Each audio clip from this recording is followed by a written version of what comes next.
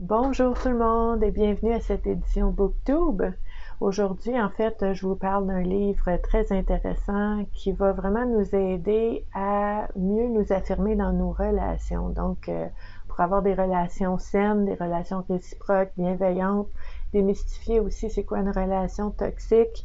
Ce n'est pas toutes les relations qui sont toxiques, c'est que des fois, on peut avoir de la difficulté à communiquer, puis ça crée des obstacles, ça crée des malentendus, ça crée des conflits. C'est pas tout le temps signe que c'est toxique, en fait. Donc, c'est très intéressant de voir la différence entre les deux.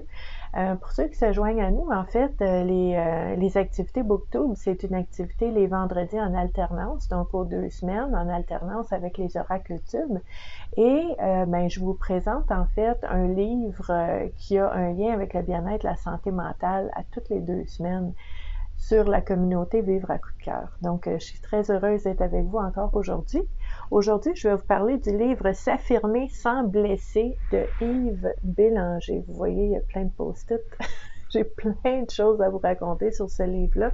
Donc, on nous dit 9 stratégies pour éviter les chicanes, les disputes. On a la photo, c'est un peu flou. J'aime ça quand on voit les auteurs sur l'arrière de couverture. Donc, on nous dit ici: nous ne pouvons pas vivre sans la présence, l'appui et l'amour des autres. Nous sommes des êtres sociaux, on le sait. Apprendre à s'affirmer de façon authentique et à exprimer adéquatement nos besoins, nos sentiments et nos opinions devient une approche indispensable à notre qualité de vie et celle des autres. La communication est le moteur numéro 1 dans nos relations interpersonnelles. Lorsque la communication est rompue, la relation est également coupée. Ce livre vise donc à enrichir nos relations interpersonnelles et s'adresse aux personnes de tout âge souhaitant prendre leur place en classe, au travail, dans leur groupe d'amis, dans leur couple ou dans leur famille.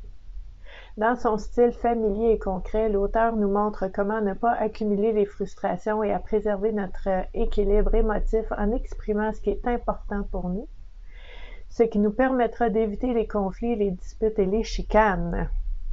Donc, Yves Bélanger, titulaire d'un bac en psychoéducation, ça fait 37 ans qu'il travaille dans le réseau communautaire, qui aide les gens, qui a vraiment travaillé beaucoup aussi en prévention du suicide, donc très, très, très intéressant, et nous a offert ce beau livre-là. Donc, ce qu'on trouve dans ce livre-là, en fait, je vais vous parler un petit peu de la table des matières pour que vous puissiez voir de quoi il s'agit, en fait, parce que il y a plusieurs personnes, avant de se procurer un livre, ils veulent savoir un peu de quoi on parle, hein, parce que on veut vraiment trouver un ouvrage qui va répondre à nos questions, à nos besoins. Donc, dans ce livre-là, dans l'introduction, c'est intéressant, c'est pourquoi ce livre-là existe, pourquoi il a été écrit, à qui s'adresse ce livre et la structure du livre. Donc, le premier chapitre, c'est l'affirmation de soi. C'est quoi l'affirmation de soi et c'est quoi les types d'affirmations qui existent? Ensuite, deuxième chapitre, les barrières à la communication. Il y en a plein. On parle de nos relations, le virus, le piège, les émotions, les croyances limitantes, le regard des autres, les perceptions, les peurs, les critiques, les reproches, les jugements, les non-dits, les masques, toujours et jamais, le dernier mot. Et chapitre 3, il y a une mise en situation très intéressante. Chapitre 4, un modèle de développement. Chapitre 5, les stratégies qu'on peut mettre en place pour améliorer la communication et mieux s'affirmer sans blesser l'autre. Donc, s'affirmer avec bienveillance, avec respect et précision et clarté. Mais s'affirmer, c'est pas être comme un bulldozer puis tout défoncer autour de nous. S'affirmer, ce n'est pas briser la relation et mettre de l'importance sur nous au détriment de tout ce qui est autour. S'affirmer, c'est s'affirmer, mais en préservant la relation, en préservant la dignité de l'autre aussi. Donc, c'est quelque chose qui s'apprend, c'est quelque chose qui se pratique. Hein, on se pratique, on s'exerce et ça devient de plus en plus fluide. Donc ici, on nous parle en fait, oui, des différentes stratégies et on a aussi dans ce livre-là Je trouve ça intéressant quand l'auteur nous parle un peu de son approche et de son intention.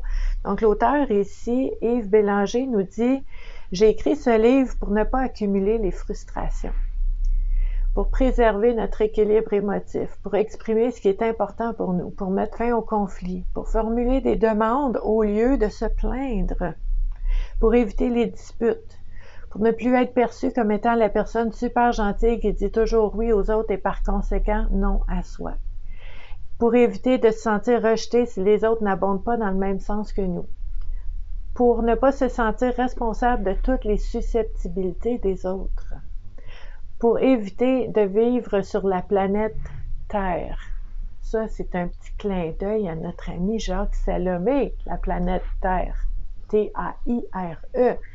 Donc, l'auteur nous dit aussi qu'il a écrit ce livre pour dire ce qu'on pense vraiment sans avoir de rancœur, pour éviter le pétage de plomb, hein? Péter un plomb, péter un câble, comme vous voulez, pour se donner le pouvoir de changer et pour s'affirmer sans blesser. OK? Donc, c'est vraiment l'objectif de ce livre-là. Ici, je vous ai sorti quelques éléments. Vous allez voir, dans ce livre-là, il y a des définitions de l'affirmation. Qu'est-ce que c'est l'affirmation? Donc, s'affirmer, c'est la capacité d'exprimer nos besoins, nos envies, nos opinions, nos goûts, nos demandes, nos limites, de communiquer ce que nous ressentons, de s'exprimer sans accuser, sans juger, sans évaluer, sans commander, sans culpabiliser et surtout sans écraser l'autre. Hein, ça fait partie de ça. Donc, on a vraiment plusieurs éléments de c'est quoi vraiment l'affirmation.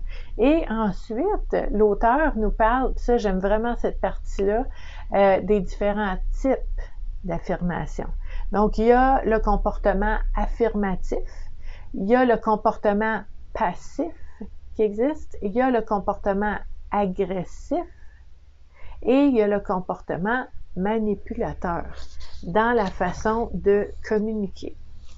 Donc, vous allez voir, en fait, dans chacun des chapitres, ça finit toujours avec à retenir, puis un petit espace où est-ce qu'il y a un résumé de ce qu'on a vu dans le chapitre.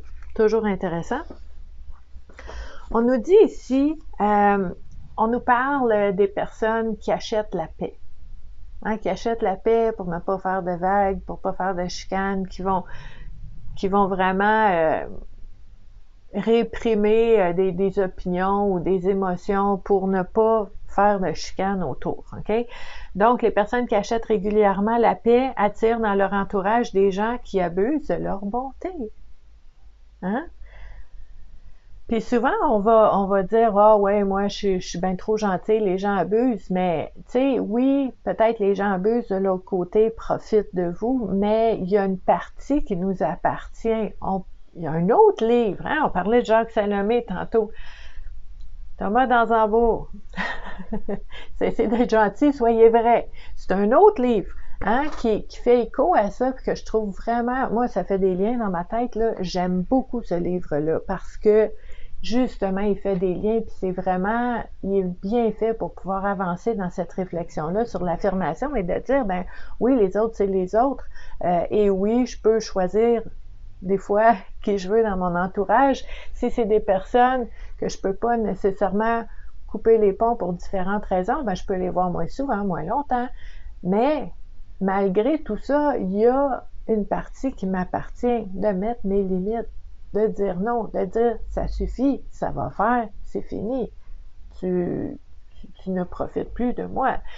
Puis ça, c'est pas toujours facile à faire, mais ce n'est pas dans la cour de l'autre, c'est dans ma cour à moi d'apprendre à m'affirmer, d'apprendre à mettre mes limites. Donc, cette partie-là, très intéressante pour les personnes qui se considèrent comme gentilles et qui considèrent que les gens profitent d'elles ou de lui, ben, on peut lire cette partie-là, puis ça nous aide à réfléchir là-dessus. Donc ça, c'est super important. Ce qu'on a aussi dans ce livre-là, je regarde mes post-it ici. Ah oui, on nous parle aussi des différents types de communication, mais dans notre façon d'être avec les gens. Donc, selon des études du professeur Albert Mehrabian, seulement 7% d'une communication est verbale, le sens des mots qu'on dit. La communication est vocale, l'intonation et le son de la voix à 38%, même pas les mots.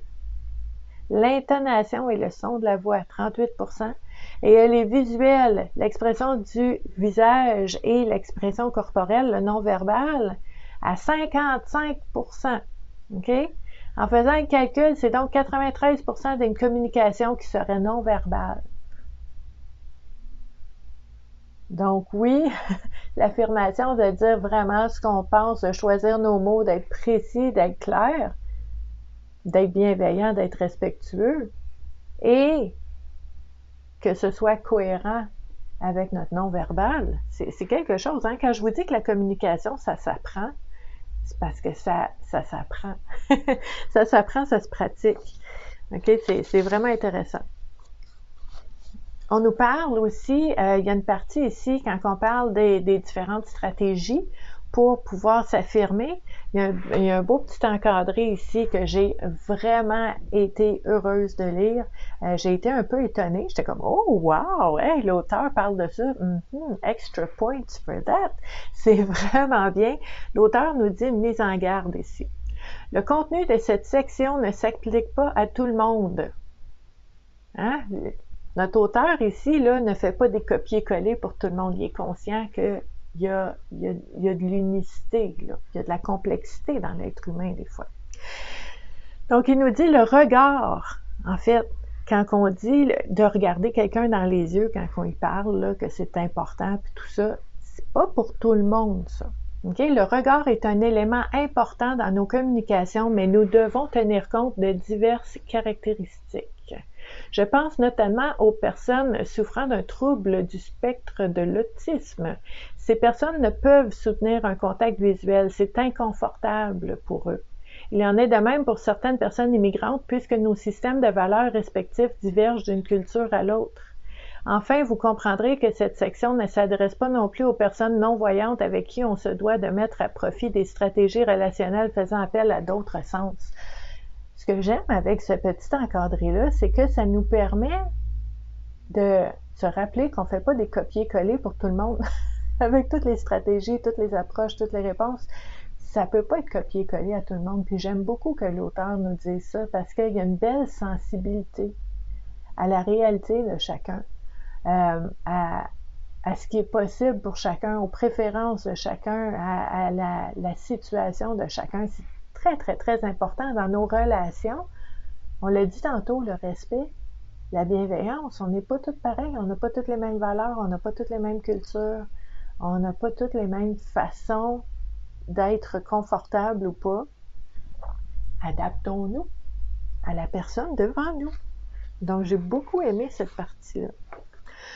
Dans ce livre-là, dans les stratégies, notre auteur nous parle aussi de l'écoute bienveillante. Donc, notre auteur appelle ça l'écoute bienveillante. Ça ressemble un peu à l'écoute active aussi. Donc, il y a une belle grille ici, hein, qu'on aime beaucoup. Donc, à faire, à ne pas faire. Écoute bienveillante. À faire, s'intéresser à l'autre. À ne pas faire, rester indifférent ou impassible. Un autre exemple, écoute bienveillante. Tolérer le silence. À ne pas faire, interrompre. Écoute bienveillante. Retenir nos questions, en fait, nos opinions, tu sais, de dire, ah ben moi je vois ci, moi je fais ça, moi j'ai vécu ça. Ça, faut faire attention. Faut faire attention parce que quand on écoute une personne, on n'est pas là pour parler, on est là pour écouter.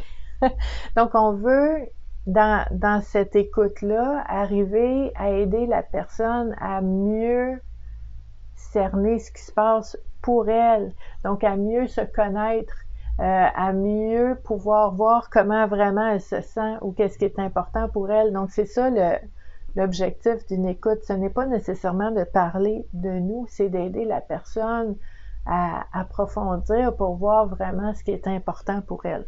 C'est très, très beau.